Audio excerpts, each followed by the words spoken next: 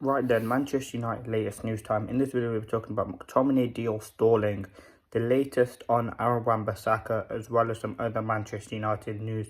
So, without further ado, let's get straight into it. So, we're going to start off by talking about WAN BISSAKA. Now, West Ham have dropped their interest in WAN BISSAKA and are now moving on to other options in Kieran Trippier. Now, it's coming in from Mike McGrath that this deal is not quite off yet. Like, the deal's not dead. But West Ham are exploring other options as they cannot agree a fee on the deal with Manchester United.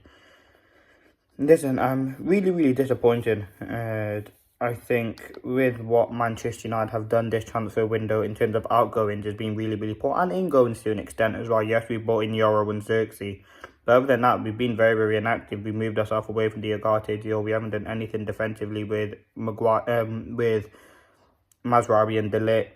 Attacking wise, we brought in Xerxes. I think midfield it's been shocking.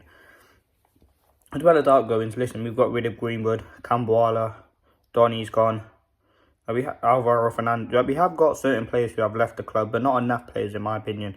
I think we still have 4, 5, 6 players that should be leaving the club. Lindelof, WAN BISSAKA, Mctominay, Anthony.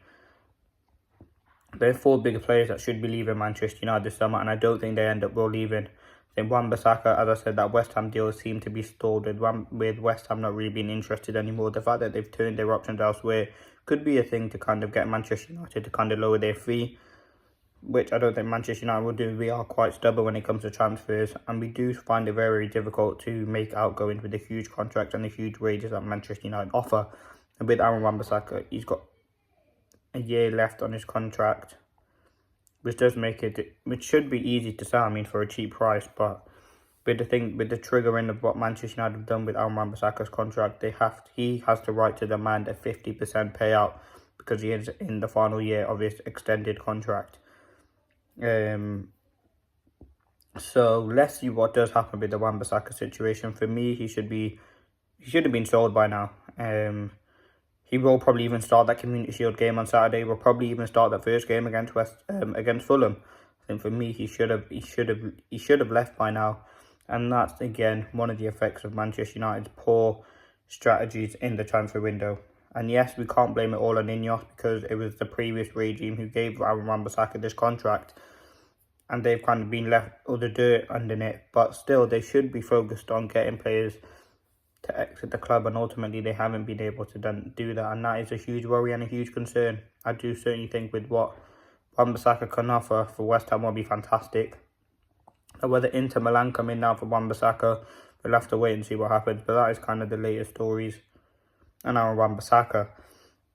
Now, midfield situation. Mctominay deal has stalled to Fulham.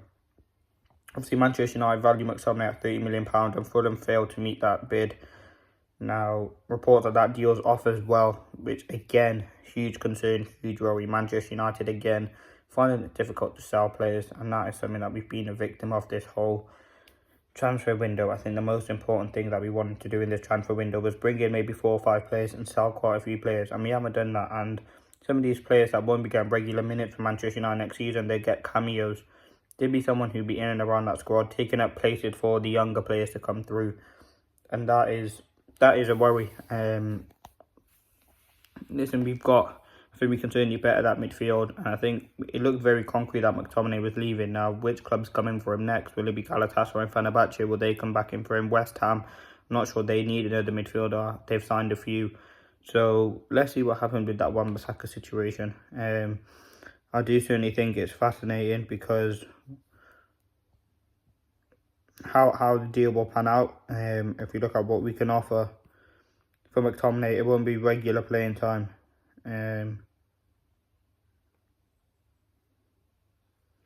So yeah, let's see what happens with that season. Yeah, let's see what happens. As I said, stay up to date with the latest Manchester United news. We'll be keeping you up to date on here.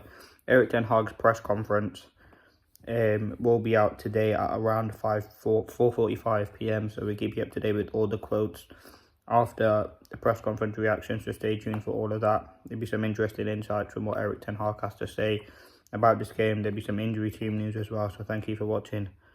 Peace.